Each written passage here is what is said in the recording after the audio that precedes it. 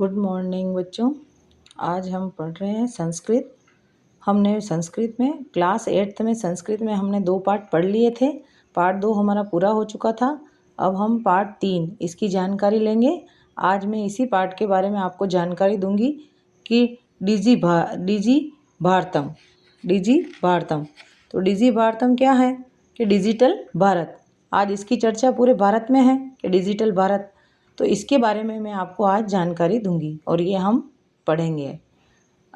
प्रस्तुत पाठ digital India के मूल भाव को लेकर लिखा गया है कि ये डिजिटल इंडिया हो रहा है हमारे यहाँ पर कि डिजिटल इंडिया। तो इसके भाव को बच्चों को बताने के लिए इसको लिखा गया है, इस पाठ को।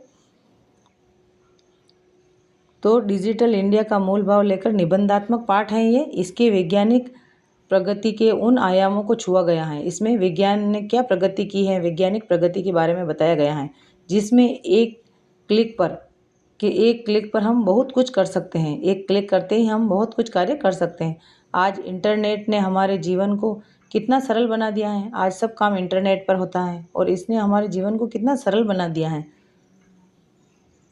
हम भौगोलिक दृष्टि से एक दूसरे के अत्यंत निकट आ गए हैं कि हम भौगोलिक दृष्टि से कितने दूर दूर थे, तो हम आज फ़ोन के माध्यम से हम किसी से भी बात कर सकते हैं और कितने निकट आ गए हैं। हम फ़ोन से कभी भी किसी के समाचार ले सकते हैं, तो ऐसा लगता है कि हम उन्हीं के पास हैं। इसके द्वारा जीवन के प्रत्येक क्रियाकलाप सुविधाजनक हो गए हैं कि प्रत्येक कार्य सुविधाजनक हो गए हैं। जीवन के क्रियाकलाप मतलब प्रत्येक जीवन का कार्य सरल हो गया है।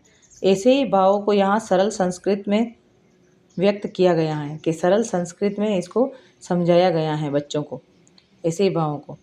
तो पाठ है अद्य संपूर्ण विश्व डिजिटल इंडिया इत्यस्य चर्चा श्रूयते कि आप सुन रहे होंगे कि संपूर्ण विश्व में डिजिटल इंडिया की चर्चा है। अस्य पदस्य कः भाव इति मनसि जिज्ञासा उत्पद्यते कि ये क्या है, डिजिटल इंडिया क्या है। ये भाव हमारे मन में उत्पन्न होते हैं कि हमारी जिज्ञासा है मन में कि हम जानना चाहते हैं कि डिजिटल इंडिया क्या है।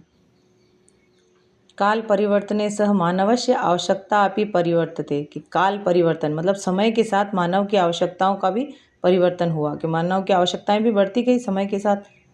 प्राचीन काले ज्ञानस्य आदान प्रदान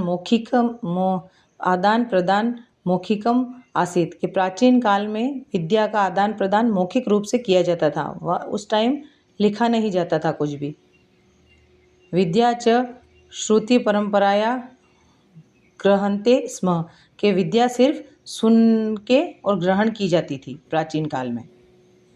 अतंतरम तालपत्रोपरि भोजपत्रोपि च लेखनम आरब्धम उसके बाद तालपत्र और भोजपत्रों पर लिखना आरंभ हुआ कि फिर आविष्कार किया धीरे धीरे और तालपत्र और भोजपत्रों पर लेखनी आरंभ किया।